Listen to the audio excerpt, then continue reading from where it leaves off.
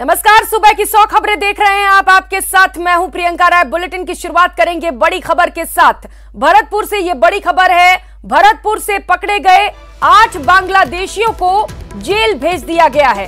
सभी के पास से फर्जी आधार कार्ड मिले थे। बिना वीजा के ही आकर ये सभी भारत में काम कर रहे थे। पहचान छिपाकर ये सभी भारत में काम कर रहे थे। तो पुलिस ने सभी को कोर्ट में पेश किया, जहां से उन्हें जेल भेज दिया गया है। तो अब वापस बांग्लादेश भेजने की भी तैयारी की जा रही है। ये कार्रवाई की जाएगी और इसे लेकर तैयारियां भी शुरू कर दी गई हैं। सुरक्षा एजेंसियों ने कार्रवाई को अंजाम दिया था और आपको जानकारी दे दें, पूछताछ के बाद पुलिस के हवाले कर दिया गया था। सभी के मोबाइल नंबरों की भी जांच की जा रही है। ज्यादा जानकारी के साथ सहयोगी दीपक पुरी इस वक्त हमारे साथ जुड़ चुके हैं। दीपक, 8 बांग्लादेशियों को जेल भेजा जा चुका है और यह भी कहा जा रहा है कि जल्द से जल्द उन्हें बांग्लादेश भेजने की भी कार्रवाई की जा रही है। क्या कुछ जानकारी इसे लेकर? देखिए, बिल्कुल प्रियंका, जिस तरह से मिलिट्री इंटेलिजेंस और अन्य जांच एजेंसियों ने शनिवार से ही जो भरतपुर का भुसावर क्रिएशन जोन है वहां पर फोन के ट्रेसिंग के आधार पर जो है बांग्लादेशियों को हिरासत में लिया था और उनसे कड़ी पूछताछ की गई थी। उसके बाद में पहले जो मुख्य एक बांग्लादेशी था रजाउल खान, जिसकी कॉल ट्रेसिंग लगातार बांग्लादेश के संपर्क में थी और उसी के आधार पर उसको पकड़ा था।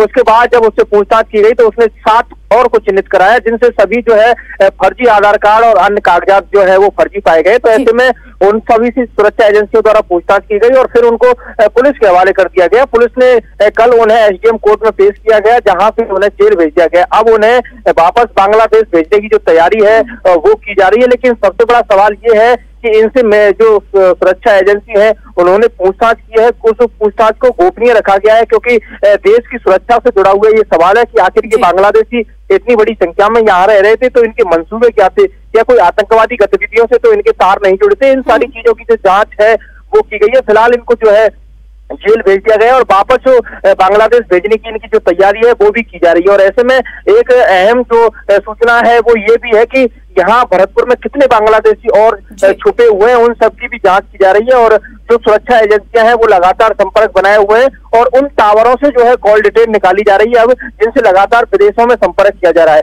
उन पर महत्वपूर्ण जो विशेष निगरानी है वो रखी जा रही है, क्योंकि ये जो बांग्लादेशियों को पकड़ा गया है इसमें महत्वपूर्ण भूमिका एजेंसियों की इसलिए रही थी क्योंकि लगातार जो रजाउल खान था उसके द्वारा बांग्लादेश में संपर्क किया जा रहा था और कई लोगों से बात की जा रही थी, जिसका इनपुट मिलिट्री इंटेलिजेंस को मिला था और उसके बाद में अन्य जांच एजेंसियों ने भी उसका जो इनपुट है वो लिया था और उसके बाद में इस कार्रवाई को अंजाम दिया गया। जी प्रियंका।